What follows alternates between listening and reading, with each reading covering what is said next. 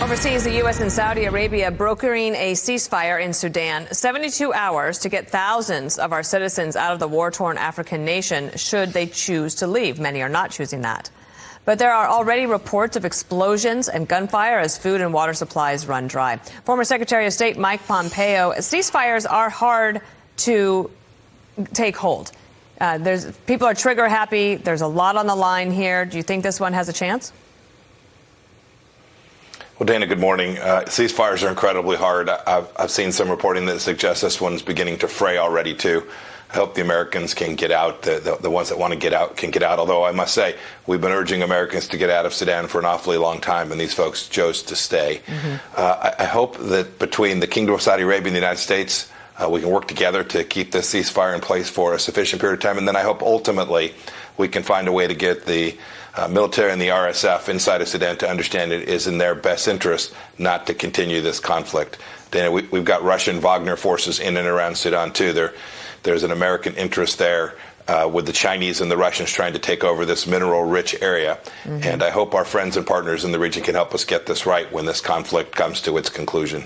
Jake Sullivan, asked about the embassy closing and not being able to be there to help the remaining people. Now, that might have been a good decision. I'll let you respond to Jake Sullivan. Listen here.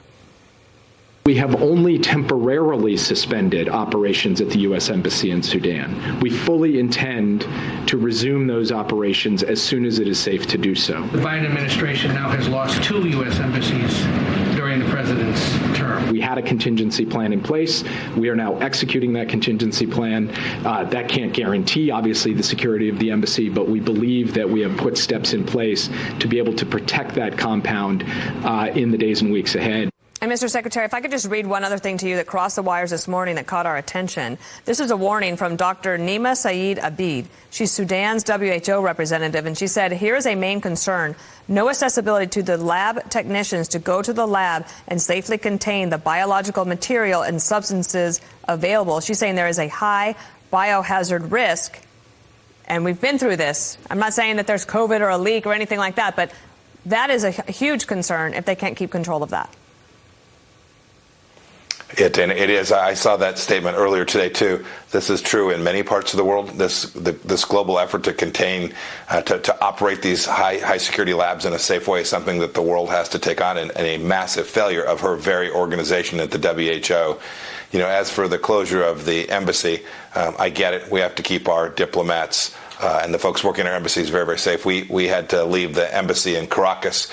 The difference is this was passive activity that caused this departure. When we did in Caracas, it was because we had a mission set. We knew we were trying to overthrow the Maduro regime that was wrongfully holding power there. That's a fundamental difference. I hope we can get our folks back in, and I hope we can get the Americans back out as well. This is a country that signed the Abraham Accords in our watch, and now you can see it deteriorating on Biden's watch. Let me ask you about Hillary Clinton making this point in the New York Times. She's talking about the debt ceiling here in America, but that fight that's playing out on Capitol Hill, she says, is playing into the hands of Putin and Xi. This is in her New York Times op-ed, basically saying in the first sentence, congressional brinkmanship on the debt ceiling sends the opposite message to our allies and our adversaries, that America is divided, distracted, and can't be counted on. She's basically saying that this plays right into the hands of China and Russia. How do you think it plays in their minds? I mean, maybe.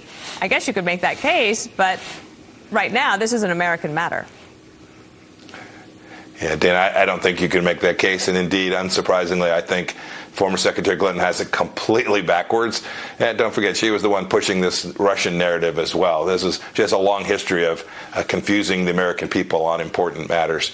Know that what plays into the hands of the Chinese Communist Party is $31 trillion in debt and counting. And the effort to constrain that spending to get America's GDP to debt ratio back in line, to grow our economy, to have lower taxes, to have limited government. Those are the things that she fears. And Democrats like Secretary Clinton, who just want to spend your money, are the things that Xi Jinping is counting on to lead to ultimate financial challenges here inside the United States. They want us weaker, and more spending makes us so. Point to counterpoint this morning on America's Newsroom with Secretary Pompeo. Thanks for joining us this morning. Dana, thank you. Have a great day. Thank you.